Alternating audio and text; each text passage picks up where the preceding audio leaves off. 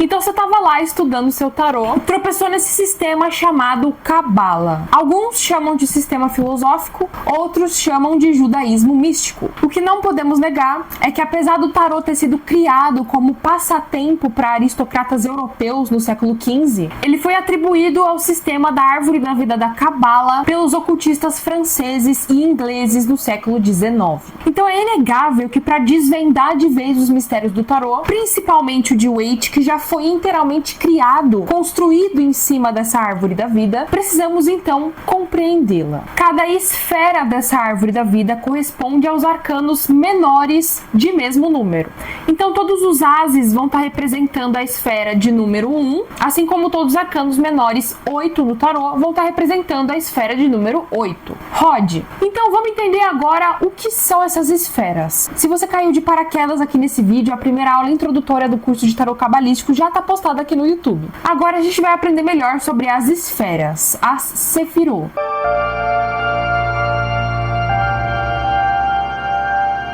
Sefirot é o plural em hebraico da palavra Sefirah, que significa literalmente esfera.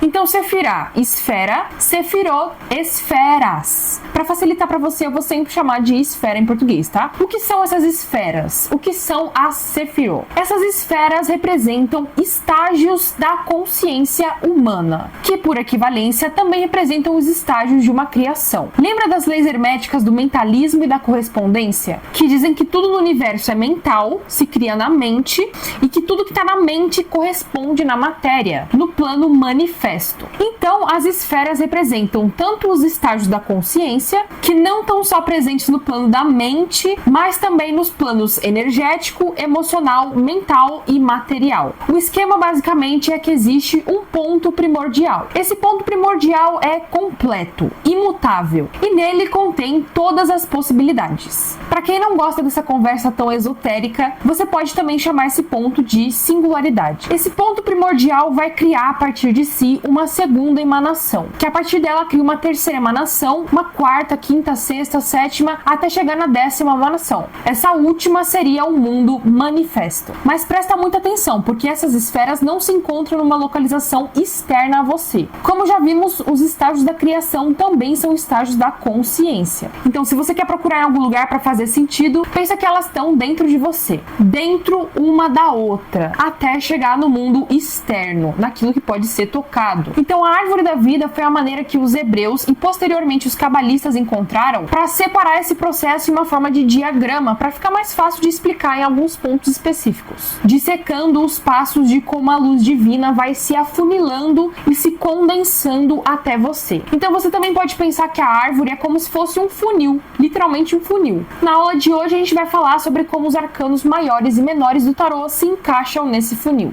através da esfera da coroa e a esfera do reino.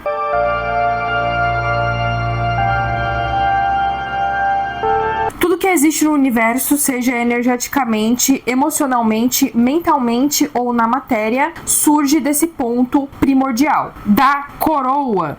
Inclusive, eu quero que você repare no tarô de Waite que nos ases, as cartas que representam a esfera de número 1, tem a presença de uma coroa aqui, no as de espadas. Essa coroa representa a própria coroa de Keter. Então, repare como todos os arcanos menores de número 1 tem uma mão te entregando um novo início em relação ao plano específico, energia, emoção, mente e matéria. Repare como o arcano maior de número 1 no tarô de Waite tem todos os naipes na mesinha dele, e também tá com a mãozinha estendida para o céu segurando um bastão. Logo, podemos concluir que o mago é a força maior que masteriza todos os inícios, a força maior que domina os inícios dos arcanos menores de todos os naipes da esfera de número 1, os ases.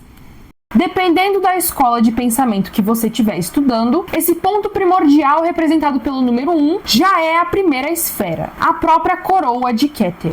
E tem outras escolas que acreditam que esse ponto primordial, na verdade, é uma outra entidade acima da coroa de Keter. E aí a gente pode chegar no seguinte debate: Deus criou o universo ou Deus é o próprio universo? E mesmo se Deus for ou não o próprio universo, quem criou Deus? Foi Deus que se autocriou? Ou será que Deus é, ao invés de existir em algo? Deixa nos comentários seu pensamento que eu quero muito saber. E vamos respeitar a opinião de todo mundo, por favor e obrigado. Falando agora rapidamente da esfera de número 2, perceba como os arcanos menores de número 2 sempre representam algum tipo de dualidade. Tá sempre mostrando as polaridades, as dualidades presentes nas cartas. Já a sacerdotisa é a figura maior que também tá entre polaridades. Ela tá entre os pilares da luz e da sombra, entre o barulho e o silêncio, do visível e do oculto. Logo, a sacerdotisa é aquela que vem revelar pra gente o que tá além do véu entre o conhecido e o oculto. Ela é o arcano maior que masteriza a energia das dualidades. Então você consegue perceber como os arcanos menores, esses aqui, eles são dissecações entre os planos das esferas, do quais os arcanos maiores, que são os caminhos, dominam, você tá entendendo?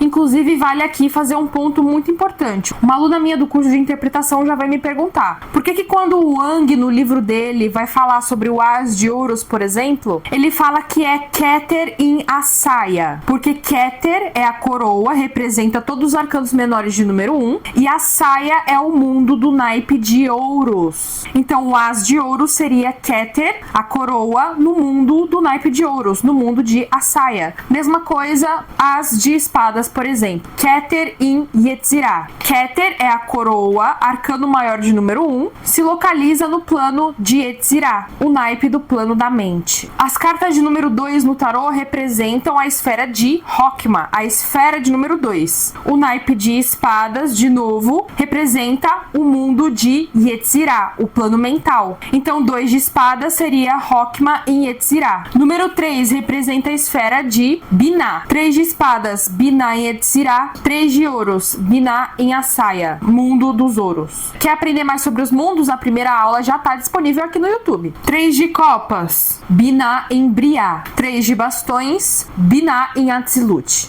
Lembrando que na árvore da vida, os arcanos maiores representam os caminhos pelos quais as esferas se conectam. Os caminhos pelos quais a luz divina emanada das esferas transitam. Então, para você entender bem, eu não gosto de resumir as cartas a palavras-chave, porque na hora de interpretar isso complica muito. Mas, se o número 3, a Imperatriz, não quer focar, foca. Mas, se o número 3, a Imperatriz, representa a abundância e expansão, então o 3 de paus vai ser expansão no plano energético, 3 de copas vai ser expansão no plano emocional, podendo representar um grupo de amigos, uma saída em grupo, enfim. O 3 de espadas é expansão no plano mental, que também pode estar envolvido com o campo dos sentimentos, enfim. Tudo isso vai estar sendo explicado no curso de interpretação. Link na bio aí para os interessados. E o 3 de ouros vai estar falando da expansão no plano material, falando sobre estudos, uma parceria de negócios, a importância do aprendizado e também da troca entre o aprender e o ensinar. Mesma coisa o 4. Se o imperador vem falar pra gente de estabilidade, dissecando entre os arcanos menores, é uma estabilidade energética, emocional, mental e material. Lembrando que cada naipe vai estar contando sua própria história. Cada um tem as suas próprias nuances. Como que aquele elemento específico reage àquele número, aquela esfera sendo aplicada sobre ele. Muita gente fala, por exemplo, que o 4 de espadas tem a ver com descanso. Mas na verdade quem está desenhado na carta é o túmulo de um cavaleiro.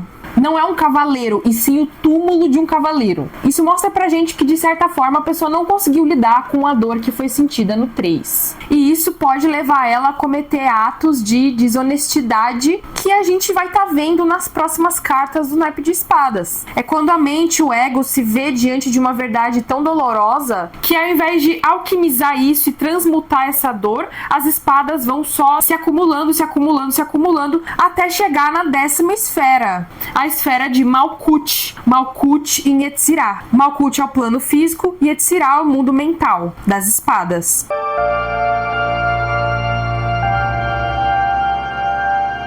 Malkuth é o plano físico, o plano material. A frase que descreve essa esfera perfeitamente foi falada por esse cara aqui em Matrix. Olha, eu sei que esse filé não existe. Eu sei que quando eu o levo à boca, a Matrix diz ao meu cérebro que é suculento e delicioso. Depois de 9 anos, sabe o que eu percebi? Que ignorância é uma bênção.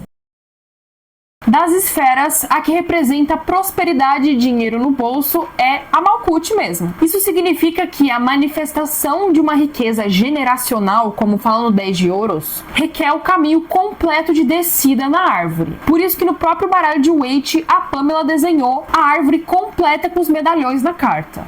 Então, para finalizar a aula, deixa um comentário nesse vídeo se você tá aqui comigo para desvendar os mistérios do tarô de uma vez por todas. E dá uma olhadinha na descrição desse vídeo caso você esteja interessado no curso de interpretação de tarô. Tá 15% off esse mês com o cupom As de Ouros, então corre lá para dar uma olhada. Na próxima aula, a gente vai ver sobre cada uma dessas esferas, uma por uma, para que depois então a gente possa olhar para os caminhos, os arcanos maiores. Até a próxima e namastê!